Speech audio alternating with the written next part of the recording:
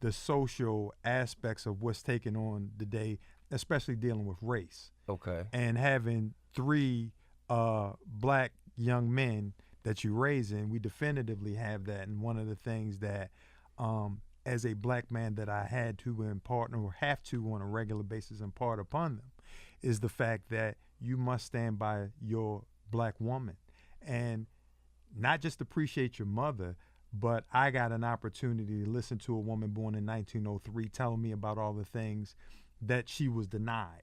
And what happens is we as men, we don't purposely overlook it, but because we are men, we don't detect, we don't see the dynamics that are taking place. So we have to have conversation with them on a regular basis where we're saying, you can love everybody. Right. Don't deny yourself and don't be afraid to speak up in reference to something. Right. And you must always support your woman because they are the black woman is the most disrespected being on the face of the earth. The most underprotected. There's a sister named Kimberly Crenshaw, who spoke to a dynamic called intersectionalism, which is dealing with so many dynamics of how that black woman is being abused. You cannot call a woman who is black anything other than a black woman because they're interconnected. When you look up, and I keep a quote with me, Monique has it in my phone. When you look up Susan B. Anthony, and she was fighting for the rights for women to vote, she said in there that the Negro should be second.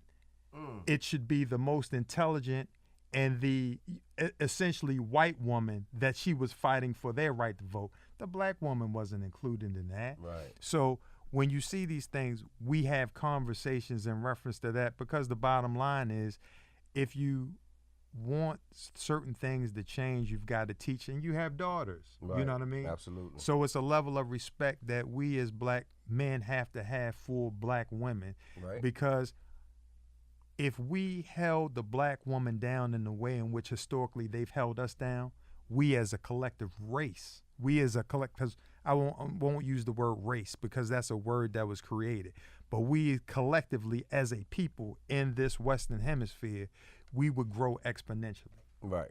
I agree with that. I definitely agree with that. So that is more so about, I guess, the oligarchs of society, the people who have assumed the majority of the wealth and influence, who control the media, control what we see, control what we hear, and how to kind of defend ourselves and remain insulated within our communities and not be affected to the negative degree from their intentions or agendas. It would seem that way at first glance, but the reality is it a lot of times is us. It's us as black men that's right there in the home. I mean, when I hear my grandmother tell me, I had papers upstairs when I was going to nursing school with 95s, 98s, but your grandfather didn't want me to be a nurse because that wasn't a negative towards his manhood. When she opened up a little restaurant down at the corner, and after he and his boys got finished drinking across the way at the bar, they would go run up a tab at old grandma's spot. And she said it wasn't nothing more than a little greasy spoon. I was serving up hamburgers, hot dogs, coffee. But she said, but the niggas came over after that's how grandma taught, Sagittarian. Right. The niggas came over after running up a tab, and they run up a tab, and grandma had to close her door. So she said, whatever you do, let your woman be herself. And if she worth a dime, she'll appreciate that. So she groomed me for her. That's, you know what? That is amazing. That is. Cause my mama groomed me to be a player. You hear what I'm saying? Your mama I'm didn't just groom you. bullshit. Now the reason I say that, cause my mama ain't never been married. My daddy died single. You know what I'm saying? Like, you know, you're speaking of someone who has learned from the experience of relationships, the things that work, the things that don't, and telling you from a female perspective as a male how you can be a better companion to whatever woman you choose to. I had to learn that shit on my own. That's what I'm trying to say. I ain't had nobody teaching me that. I had to bump my head, be like, oh shit, that wasn't right. Okay, let's figure it out. But some things you had to learn on your own too. Now, you see what I'm saying? Some things you had to learn. How you bring it in? See, this is the thing. Have nothing to do with that shit. Y'all don't remember she just karate chopped me in the chest just like 3 seconds ago? Did nobody see that? No, they did not see that. Did nobody see that? Because you only see the reaction. Something he said was, let your woman. Yeah, I know it. Then you karate chop me. And you know what I'm saying? And I don't have to, see, that's the thing. I ain't got to let you do a damn thing. You do whatever it is you want to do anytime you want to do it. It ain't like I ain't the But I would love your I'm blessings. not the determining factor. I would love your blessings. Who wants listen, to just go, it ain't really, I'm just going to do it. You anyway. do it all the time. I don't but what want I'm trying to say, that. but look, what I'm trying to say is a lot of times, just as Monique has clearly stated, when you are doing something that is unique, that is groundbreaking, trend-setting, you can't look for everybody to see what you saying at the time when you saying it. They got to get to see it over a course of a period of time. Yeah, that's. You can't necessarily. So, but if I don't see it right then that should make you work harder at showing me this. And eventually I'll be like, oh, okay. Yeah, you know but no, I don't feel that, because anything that you're doing, you want the person, you support me. So yeah, wait a minute, you got to be, you ain't behind me, you ain't this, that, you ain't got time for this. But then when the woman is doing it, it's like, nah, you got to do the same. Listen, what I'm trying to say is, when I tell you to support me, I want you to physically be there to support me. Right, that means. I don't mean support the idea. I don't need you to support the idea. Take away from the. Never mind. Okay. You know. I don't need you to see. That's what I'm saying. My ideas don't need the support. Saying, I physically need the support of my woman to be there. A woman would love the blessing of her man when she's trying to do something in the world, when she has an idea that she feels strongly about. She don't want that man to just be like, what is that? That's you. No, it isn't. Yes, it is. You are telling a terrible disservice to me. Oh, It's a terrible disservice to the truth. Okay. Sidney's grandmother, though I've never met her, she's taught me how to be a wife, a mother, just in the stories that he tells me about his grandmother. Mm-hmm.